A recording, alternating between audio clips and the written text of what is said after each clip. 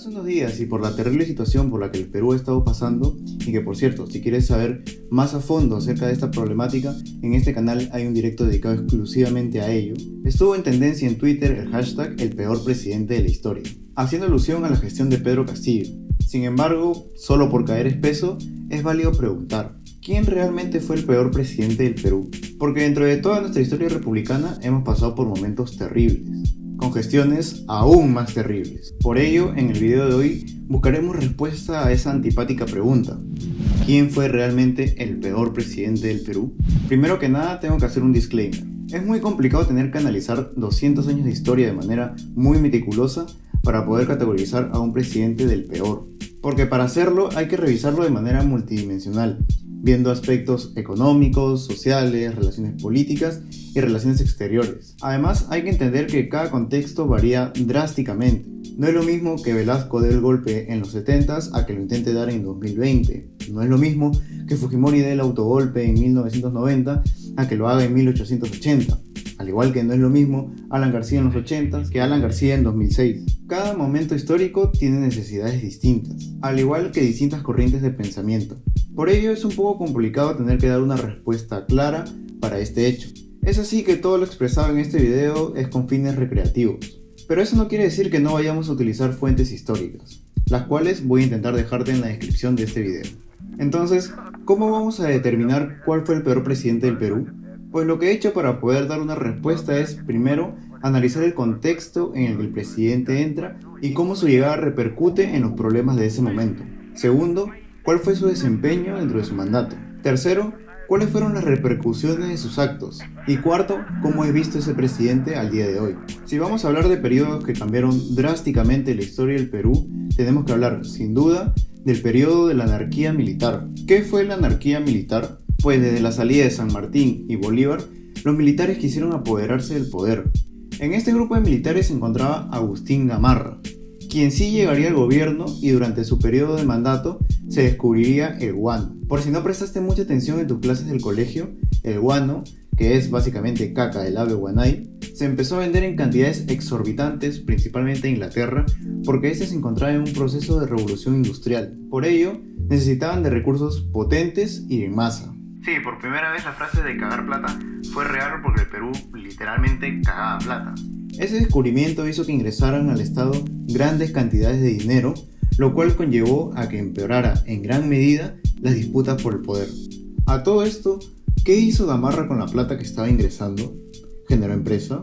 ¿Compró criptomonedas quizás? No, hizo lo que como militar mejor sabe hacer: armar una guerra. Sin embargo, por esos deus ex machina que existen en la historia del Perú, Gamarra fallece en pleno conflicto. Y es este vacío de poder lo que desencadena la anarquía militar, que dura aproximadamente desde 1841 hasta 1845. Y se llama así porque básicamente los militares estaban constantemente dándose golpes de estado. Los presidentes no duraban nada, por lo cual tuvimos 5 presidentes durante todo este periodo, además de varias guerras civiles. Es más, es durante la anarquía militar donde surge la famosa historia del presidente que solo duró 5 días y la cual podemos encontrar dentro de las tradiciones peruanas de Ricardo Palma.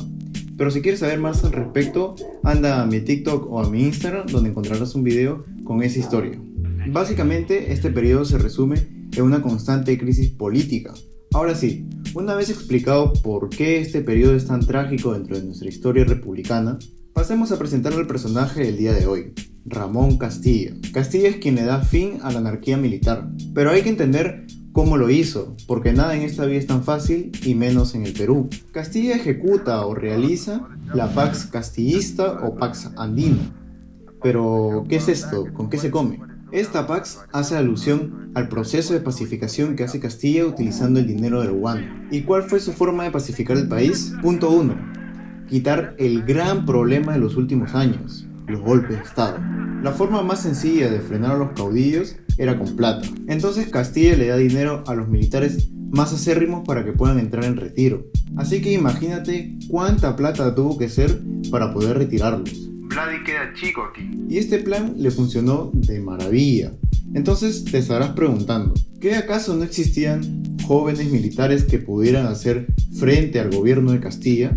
Pues sí, pero eran muy jóvenes y ninguno tenía el carácter como para afrontar tal decisión. Ahora, el segundo punto en el que se hace una reforma es con un plan para poder crear una élite empresarial que pudiera sostener el desarrollo del país a largo plazo.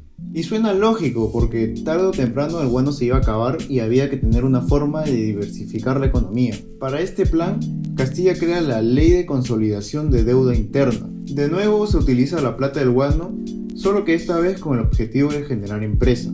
Y uno podría creer que se le daba este dinero a gente con mentalidad de tiburón, pero no era así. Para tú recibir este incentivo económico, tendrías que haber ayudado a San Martín o a Bolívar, o que hayas perdido tu hacienda durante la anarquía militar.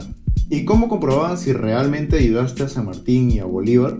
Pues con algún documento con su firma que lo acreditase. Pero este es Perú, país donde se falsifican desde títulos universitarios hasta carnets de vacunación. Obviamente van a falsificar una firma.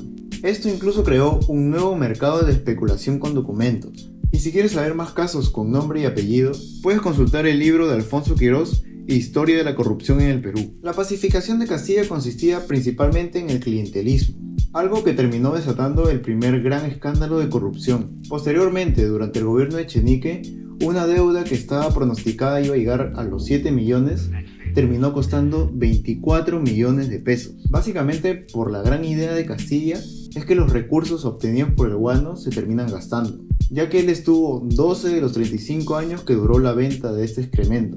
Ahora, más allá de lo evidente que es que esto no funcionó, porque nunca tuvimos un desarrollo a largo plazo, los datos señalan que este dinero terminó 60% en comerciantes y un 35% en gente del Estado y militares. La corrupción terminó por destruir un plan que sonaba viable. Además que el Perú nunca gozó de una élite empresarial o burguesía, como lo quieras llamar, responsable. Como sí que lo había en Inglaterra, por ejemplo, donde sí hubo un desarrollo sostenible a largo plazo. Aquí solo se aprovecharon de ello. Y no solo fueron los empresarios, porque realmente se aprovecharon todos. Las empresas, el Estado, Castilla, Echenique, todos se beneficiaron de estos vacíos. Por eso creo que de señalar al peor presidente de la historia del Perú, ese podría ser fácilmente Castilla. Primero por el evidente legado de corrupción que nos dejó. Además que durante su gobierno creó una sensación de falsa paz en el país, porque todo se basaba en redes de clientelismo y que al final, después de la guerra con Chile, el caudillismo regresó. Y lo más triste quizás es que la historia nunca terminó condenándolo. Bueno, esto ha sido todo por el video de hoy. Yo soy Fabricio y espero verlos en el próximo video.